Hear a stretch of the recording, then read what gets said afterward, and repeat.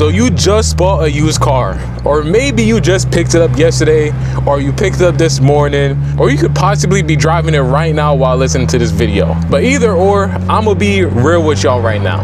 Most people in your exact position are about to do nothing. Like, that's it. They're gonna drive it home, they're gonna park it, they're gonna go inside, and they're just gonna hope for the best. And don't get me wrong, that's fine. But there's a short window after you buy a used car where what you do or what you don't do is going to determine whether this thing takes care of you for the next 5 years or whether it's gonna be a problem and a headache for you for the next 5 years. So that's basically what I'm gonna talk about today.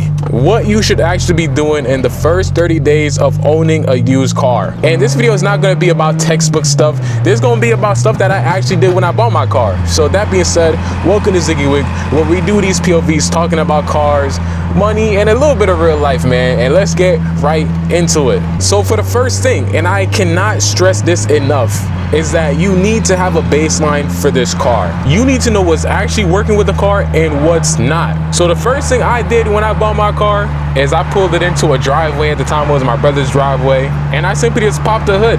I looked around. I mean, I already looked around when I was there, but now I have more time on by myself. I kind of looked over it to see if there's anything that I missed when I went to go look at the car to buy it. And I checked the oil again, but not just the level, but I looked at the color.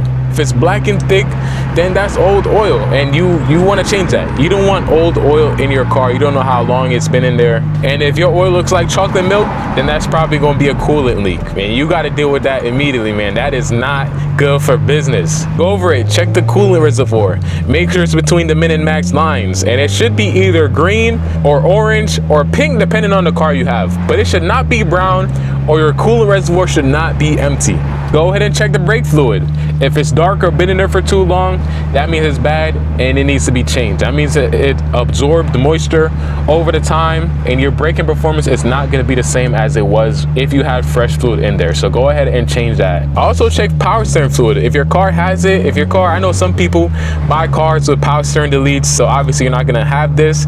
And also the transmission fluid if you're able to, because I understand some cars you can't actually check the transmission fluid. Like my car, it's sealed off, so it's either I'm changing it or not, but there's no dipstick to check the transmission fluid. And honestly, from my experience buying 2 used cars, like most used cars have at least 2 or 3 of these things that need attention immediately. And it's not because the previous owner was a bad person, it's just because people don't really think when they own cars, and stuff like this builds up. This might be things that they weren't paying attention to. The big one, and this honestly is a non-negotiable for me in my first 30 days, is you need to do an oil change. And I know I mentioned before to look if the oil is dirty or if it's blah blah blah. Yes, if the oil is clean, then you don't have to change it that same day. If it's dirty, obviously you want to get changed as soon as possible. But in general, within the first 30 days, I would honestly recommend to change your oil, so then you can start taking down the dates. You know that you changed your oil on this day and your next oil change is this day. Even if the seller told you they just did it,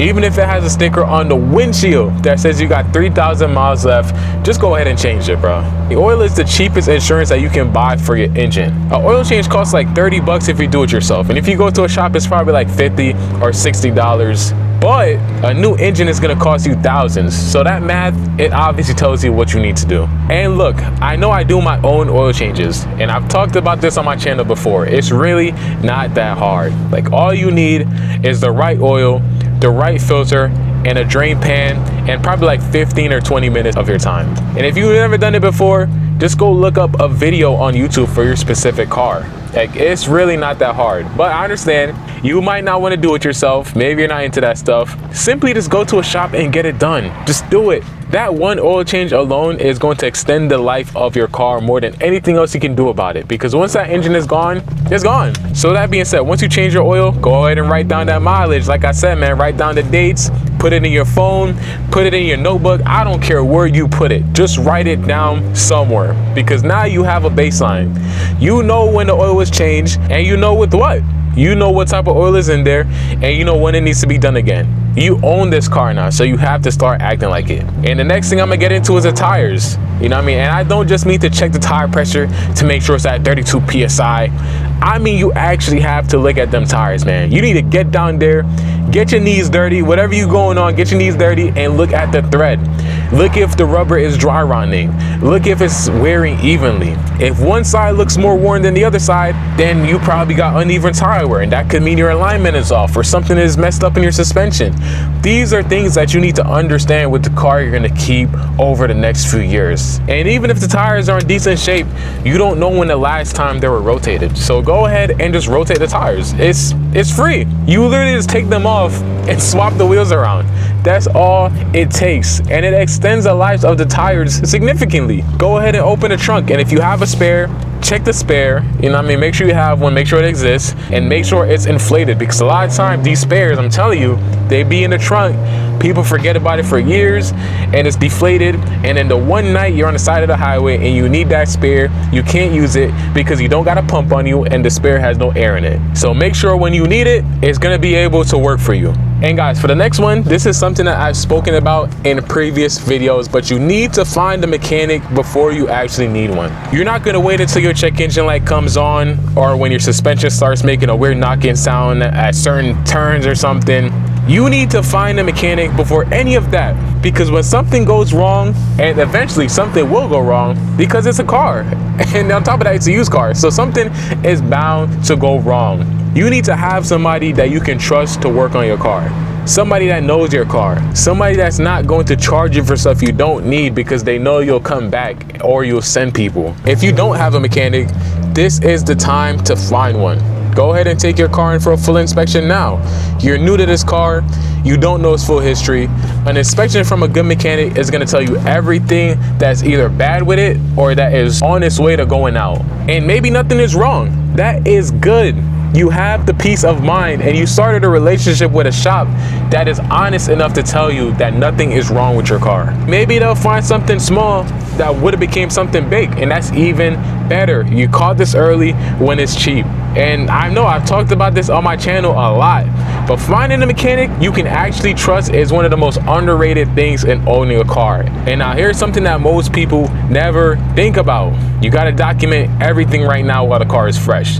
Don't wait until you had it for a couple of years and you start right now and build that paper trail, man. Take pictures of the interior, the exterior, under the hood, the mileage on the odometer, because if something comes up later, maybe it's gonna be an insurance situation, maybe a warranty claim. You want to be able to show that your car looked like this when you bought it. And it literally takes like 5 minutes. You just go around and document everything. And also, I know it's gonna sound boring to hear, but if you bought a used car, you never know, there might be some recalls out there. And recalls, a lot of times, correct me if I'm wrong in the comments, but recalls are free. You literally just bring it to the dealership and they fix it. So if there's a recall with your seatbelt not working or something, make sure you bring that car in to get it fixed, because it's free and it's your safety. So I mean, why would you not want to do that? And now the last thing I want to talk about in this video, and I feel like this is more of a vibe than it is going to be mechanics, but you got to learn your car, man. And I mean, you actually have to get to know your car. You know, you got to drive it in different conditions, different road types. You got to know how it feels on the highway. How does it brake when you actually have to stop hard? What does your car sound like when you start it up in the cold? The longer you own a car, the more you're gonna know what things feel like, the easier it's gonna be to tell when something is off.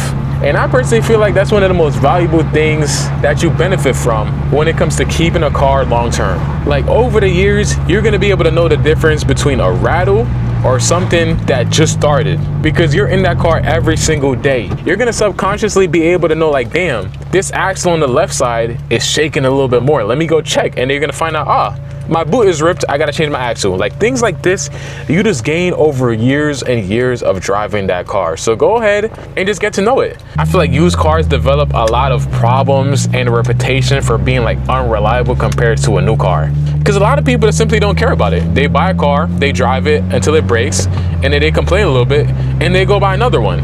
But the car is not unpredictable. Like the maintenance was just unpredictable.